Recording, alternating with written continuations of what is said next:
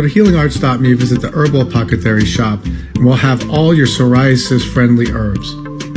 This is like a different level. Like, this makes me angry. DIY skincare might as well stand for don't injure yourself skincare, because plants are powerful. And unfortunately, a lot of people don't realize that putting food on your face at the best could be just harmless and wasting food. And at the worst, it could actually be dangerous for your skin, especially if there is mold, bacteria, if you're storing this stuff in the fridge. Obviously, it's not properly preserved. And the reason that skincare takes so much time and expertise to formulate is because we actually want it to penetrate into the skin. Today, I, your acne big sister, medical esthetician and resident skincare nerd, and coffee connoisseur, I'm going to react with you to some DIY skincare TikToks so that you can learn about what not to do. So I don't know if you guys have seen the trend that's going around right now where you mix ginger powder with water and put it on your nose and it gets rid of blackheads. I'm gonna try it today. And apparently it's supposed to burn really bad, but you just like deal with it for 5 minutes. So here we go. It's been on for like a minute and it honestly doesn't burn that bad. It feels like just like a little tingly, but like it's not crazy. Okay, I take it back. It's starting to burn. Oh my god. There's a reason that comments are turned off under this. This ginger hack is not a hack, and there's actually some solid science behind this, but let me show you another girl who took this advice and tried it. And yes, her eyes are tearing up, and she has snot like walrus tusks coming out of her nose. I decided to do one of those ginger face masks. It's really easy, just powder ginger and water. Here's me realizing that I look like I tripped and fell face first into dog shit. Then it started to really burn and it fell into my mouth, so I washed it off, and it actually kind of worked. Ginger is not something you should put full strength on your skin. Ginger has a compound called gingerol, which is very similar to capsaicin. Do you know what capsaicin is found in? Jalapeno peppers! This has been a trend on TikTok that multiple people have done, and I do not recommend putting full strength ginger on your nose. Do you know what happens if you eat a teaspoon of ginger? Your mouth is on fire. Yes, it's full of antioxidants, but it can burn and it can actually damage tissue, especially in your oral mucosa. It can also damage your skin. It can cause irritation, it can cause a burning sensation, and it can make your skin more permeable to things that it's not supposed to be permeable to. If you really want to try ginger, please get a ginger extract in skincare. This is a product from Sweet Chef. It's called the Ginger Vitamin C Shot. This is not my favorite vitamin C. They have other products with ginger that I like better, but if you have it in a formula, you can actually get the antioxidant benefits without the irritation. Don't do this for fear of damage of the skin, and if you really want to diminish the look or appearance of pores, look for ingredients like salicylic acid and niacinamide. Both of these have actually been proven by medicine to help with the reduction of the appearance of pores, and unlike gingerol, they're not a food product, so no, you shouldn't eat them, but they're not going to cause your skin to burn and sting and fall off unless you use them in copious amounts. I'm going to show you a homemade paste that is amazing for acne. You can either put it all over your skin and wash your face with it, or you can leave it as an overnight blemish spot treatment. You only need 2 ingredients, baking soda and sweet almond oil. The baking soda kills acne-causing bacteria, and the sweet almond oil helps dissolve excess oil in your...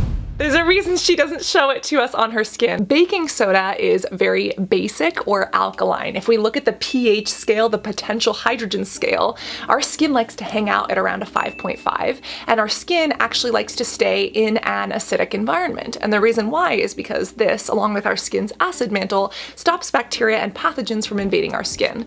What happens if you use skincare that's way too basic? Even some soaps are a little bit more basic than water, which is at a 7. If you use really basic ingredients, it can actually damage and strip your skin's barrier. And over time, yes, if you're way up here, really alkaline, like bleach, it can of course cause burns, tissue necrosis, and degradation to the skin. But for some of these soaps, yeah, you could use a soap that's a little bit more alkaline, but you want to follow it up with an acidic ingredient, just to bring your skin back into balance and to balance your skin's pH. Using something with straight up baking soda and almond oil has no pH because it's not water, there's no potential hydrogen in it. This is basically basically going to strip your skin, potentially damage your skin barrier, dry you out, and leave your skin susceptible to more damage, bacteria, pathogens. Yeah, it can kill acne bacteria, but it can also damage your skin cells and kill the healthy microflora that's on your face. If you're going to do this, you need to follow it up with an acidic product, and honestly, unless you understand cosmetic chemistry, and unless you're talking to a dermatologist, a professional in the space, don't do this at home, especially DIY. Like, if you really want to do this, get a scaling solution because you're gonna do a chemical peel. Like, this is absolute BS, and how often, right? Are we doing this twice a day? Absolutely not. Once a month, even then, bad idea. What is the ratio of baking soda to oil? What else should you mix or not mix it with so you don't have an exothermic reaction? I wonder, maybe we shouldn't do DIY skincare from TikTok that suggests that we damage our skin barrier. Okay, here is how to get rid of blackheads. Simply use a hot towel to open your pores for 5 minutes. Get a little flosser, scrape your nose. This is basically saying pick your pimples with oral hygiene products. Why would you do this? Yes, blackheads are considered open comedones. A lot of people want to get rid of them. I would personally recommend using something like salicylic acid. BHAs have been proven to be oil soluble. They can kind of dissolve that blackhead and remove it. This is essentially picking your pimples. Like, why would you do this with a flosser? If you really are gonna do this, like, actually have more control, use a gloved hand that's sterile and do this instead. This flosser, it's going to scrape at the skin. It's not going to be even. It's not going to be controlled. You're not lifting things out of the skin. If anything, you're pushing stuff in deeper, which could cause stretching of the pore, the pilosebaceous unit. It could cause irritation. It could cause bacteria to spread.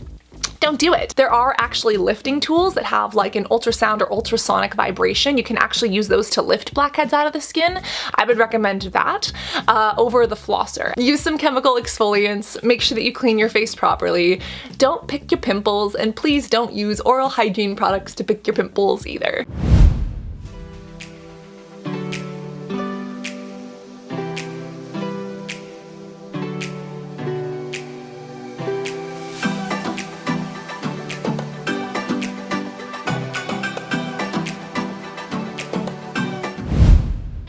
Oh my god, I cannot believe what I just witnessed. Oh my god, my eyes burn just looking at this. This is straight up undiluted essential oils directly on skin. You know what that causes? Burns, even blisters. What happens if you use citrus or bergamot and you go in the sun? Literal 1st or 2nd degree burns. Oh my god, this is not going to help under eye circles. If anything, this is going to be highly irritating. Essential oils should never be applied directly to skin. They are too potent, too powerful, and half the time they're adulterated. Essential oils are not heavily regulated, so we don't even know what's in them half the times. On top of that, you should never be applying full strength skin, like literally skin burns, irritation, contact allergy, dermatitis, etc. Would you ever go chug an entire bottle of vanilla extract? Okay, maybe. Would you ever go chug an entire bottle of cinnamon oil? No. Do you know how that would burn the inside of your throat? So why would you apply it to your skin? Like, that would hurt so much. I can't believe she's not like crying at this. Not to mention, oils, especially on the skin, can travel. And that's why if you do put pure oils really close to your eyes, especially if they're aromatic, like essential oils are with terpenes, whatnot, aromatic meaning that they like dissipate very quickly, that gets in the eye, that causes so much irritation. You could cause irreversible damage. Please don't do this. I understand that essential oils look essential and they look natural. Natural does not mean better. Clean does not mean safer. And half of this shit is unregulated and even more dangerous. If you're going to do essential oil stuff, speak to someone who knows what they're doing. Make sure that you are diluting them before applying them directly to your skin. For the sake of emo dolphins in motorcycle gangs, please do not ingest essential oils, and just don't take this advice from TikTok. I'm sure this person means well. My skin burns for this TikTok's existence. How to make DIY skincare with ingredients you already have at home. First is an oatmeal cleanser. What you're going to do is add 2 tablespoons of oatmeal and puree them. Add in a tablespoon of olive oil and 2 tablespoons of yogurt, and then mix them all together. Apply as a mask and then let it sit for 3 minutes. It leaves your skin feeling super, super smooth. This does not make me cringe my teeth into nubs and have to go see a dentist for veneers. This doesn't seem to be very efficacious. It's probably not going to do much, but at least it's not completely harmful. Oats do have beta-glucans. I would recommend getting them in a formula that actually penetrates into the skin because, hello, large chunky oats are not going to penetrate into the skin, but if you like rubbing food on your face, you can go for it. Yes, yogurt does have good probiotics. That doesn't mean that they're necessarily going to penetrate into the skin. If you want probiotic skincare, literally, might I recommend some probiotic skincare with phages that's actually recommended for skin application that can actually penetrate? Because again, our skin, yes, is our body's largest organ, but it's made to keep things out. It wants to protect us, so it's very hard to get things through that barrier. The ingredients in this, olive oil, technically it's not hydrating. Technically olive oil is moisturizing because it creates like a, a sealant on the skin that can lock hydration in. Honey, although I am a vegan and do not consume it, there have been medical studies and data looking at some antimicrobial activity, especially Maruca honey. A lot of honey is adulterated, so some of it is corn syrup. It's not even real honey, but that's a different topic of its own. So that actually has a little bit of merit to it. But do I recommend this? Not necessarily. If you really want a honey product, go buy Maruca honey that's not adulterated, preferably from a bee farmer that doesn't like clip the wings off of bees or feed them antibiotics. But this is like a waste of food, and if you really like to do it, and if you got extra time on your hands and you just want to, then fine. Just please don't keep it in the fridge and store it because it could go bad and grow bacteria. But this is a big waste of food to put on your face, so instead get a face mask that actually penetrates to the skin and helps. Not the worst of the worst, but oh, we are not done yet. Apparently she has a few more. Next is a toner made with apple cider vinegar and water. Add a 1/4 cup of apple cider vinegar with 2 parts or 3 parts water. She looks very cute, but apple cider vinegar can be extraordinarily irritating to skin. Again, this is not the worst of the worst. There are some dermatologists and experts who recommend apple cider vinegar. I really like that she's diluting it, but is this something I recommend? No. What are you trying to treat as well? Just actually get the alpha hydroxy acids or the beta hydroxy acids in a formula that can penetrate. But oh no, we're not done yet because she's got a third one for us. Next is a pineapple face mask. It's great for acne-prone skin. Blend a tablespoon of pineapple and mix with 2 tablespoons of cooked rice. Heat it up so you can smush it and add a tablespoon of olive oil. Rice is great to moisturize and even out skin tone. Added together, these ingredients are really great to help clear up your skin. Mash and mix it all together. Try to get it as smooth as you can so the application process is easier. LOL. Let it sit for 15 to 20 minutes. My skin feels so glowy and hydrated after this. Like for part 2? I'm glad she feels glowy and hydrated. She is gorgeous and it looks like at least she's having fun, but this is Chunk City. Like, good luck getting this on the skin and penetrative into the skin. Like, if something is that chunky, it's not penetrating into the skin. Rice and pineapple and olive oil, it's not something I would do, but it's actually not the worst. Pineapple does have some enzymes and vitamin C. Rice does have beta-glucans. Again, if this were in a pureed form, it might have a better chance of penetrating into the skin, but you'd have to adjust the pH. If this were in an actual formulation, you could actually get these benefits into the skin at the right concentrations. At least these probably won't hurt, but they're just a big waste of food. And I'm like, DIY, like just why? Why? I was that 16, 17-year-old who read 17 magazine and thought that the papaya face mask was a good idea. And now, as a medical esthetician, I've gone back and reacted to that disaster. I've been there. Like, I'm not judging these people for trying it. I've been in that fallacy and that illusion. I just wish that this information was more readily available so that other skintellectuals and other acne warriors and other beautiful butterflies and people of the internet don't repeat the same mistakes that I or she or other people have made. If you're dealing with psoriasis, I wanted to share with you a few things I think you should explore. So I had a friend in the Caribbean who was actually able to recover from psoriasis by soaking in a bath filled with soursop leaf concoction. That combined with drinking a daily tea, my friend was able to heal his own psoriasis.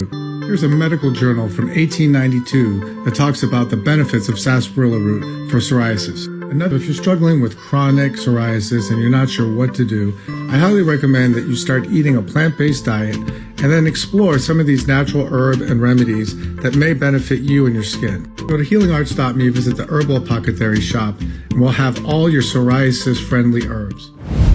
This is like a different level. Like, this makes me angry. I am not super familiar with these plant compounds. There are hundreds of thousands of plants that we have not explored or not tested. Does that mean they don't work? No, just means we haven't tested them. However, did you see this guy is literally selling products? Also, he's quoting this journal from like the 1800s. Hey, if it works that well, people are probably putting it in skincare now, or there's probably updated research. If that's the most relevant research you can find and it's 150 years old, probably not the best. Now, this is why this really pisses me off and gets to me. Psoriasis runs in my family. I have helped patients with psoriasis. I have seen patients and clients in dermatology clinics and aesthetic clinics who are struggling with scalp psoriasis, with jock itch, and psoriasis combined. This is an inflammatory skin condition that is genetic, and let me tell you the truth, there is no cure. And the fact, excuse my French, but the fact that this asshole, whether or not he knows it, this asshole is misinforming people, stealing their money, selling people a cure to a genetically predisposed skin condition that has no cure, really, really upsetting. This is straight up medical misinformation, because we know this plant is not going to change all of your chromosomes and the DNA inside of your cells, okay? This is a lifelong condition, and you can have flare-ups or you can have your flare-ups mitigated. Most dermatologists recommend specific steroid creams or even taking specific types of baths, especially for children. Straight up medical misinformation. This, I don't even know if this even belongs in a DIY video. Like, he brings up diet as well. There are medical studies that show a correlation and potential, but not definite causation between dairy and acne. For psoriasis and eczema, there are these misinformation myths that, you know, you should avoid certain foods if you have eczema. Dr. Heidi Godarzi has posted YouTube videos online breaking down the myths. She is Harvard, UPenn, Stanford trained, medically accredited dermatologist and pediatric dermatologist who deals with this bullshit all the time. It literally degrades what she does, and it literally creates misinformation for patients who then go think that they have to like avoid eggs. You know, if you're allergic to eggs, then fine. If you have an irritation to a specific food choice, then fine, avoid it. But listening to this guy's misinformation on TikTok and having him sell you pseudoscience, this is not just DIY, this is medical misinformation. You beautiful butterflies tagged me in this. If you have more medical misinformation TikToks, please continue tagging me in them. But for now, let's look at another one that's actually DIY and maybe a little bit less upsetting and triggering for me. So it's no secret that breast milk does a bunch of amazing stuff. It's kind of common knowledge at this point amongst moms that you can apply breast milk to pretty much everything, and it's like the magic elixir that heals all of it. Recently, I've been seeing people use it as a part of their skincare routine, and I thought, hey, as someone who's got this stuff on tap 24/7, I'm gonna join that club. So we're on day one. I'm gonna keep it simple for the sake of experimenting. All I did was a simple face wash, a milk application, and then a very basic moisturizer. And I can say that my first impression is that my skin feels very like dewy in the best way possible. I'm going to use this audio on any future updates, so make sure you save this video by liking it so you can come back and see the improvements, hopefully. I'm also going to refrain from using any kind of effects or filters on these videos. Let's go see if she has any updates, and let's also talk about the science behind breast milk and skin. I don't know the ins and outs of this, and I would want to ask a derm. Breast milk or any milk does have specific proteins in it. We know that proteins can hold on to water. We know that it has a high moisture content. There's probably some antioxidants, some lipids and oils in there.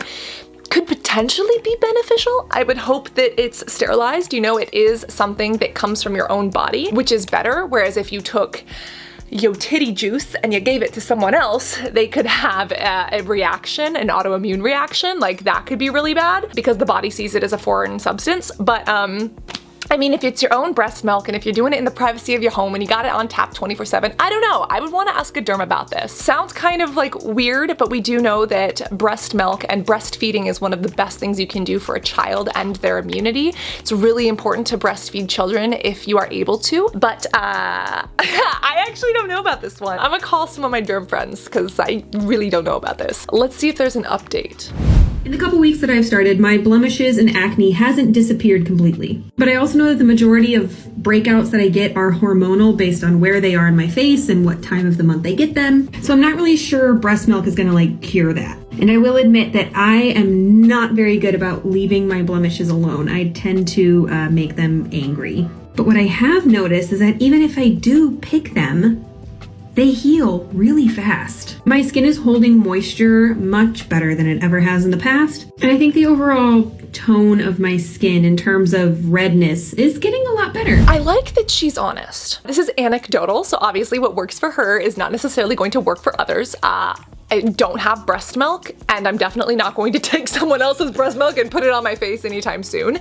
But I am going to call up some of my derm friends and ask if there is any merit to this, especially because we do know that proteins can hold on to water, can help with hydration. Is that what she's seeing? I don't know. But at least we're ending this on a slightly more positive note, and we are going to keep fighting against pseudoscience, and we are actually going to uncover answers to find the truth. If you're not following on TikTok, I react to a lot more of these. It sounds like we need to do a part 2 of this for misinformation. If you're not subscribed, you won't see it, so turn on that notification bell. I love you. Please do remember to reapply your sunscreen to stay hydrated and to be beautiful both inside and out. And I cannot wait to see you in this other TikTok video. Love you guys. Bye.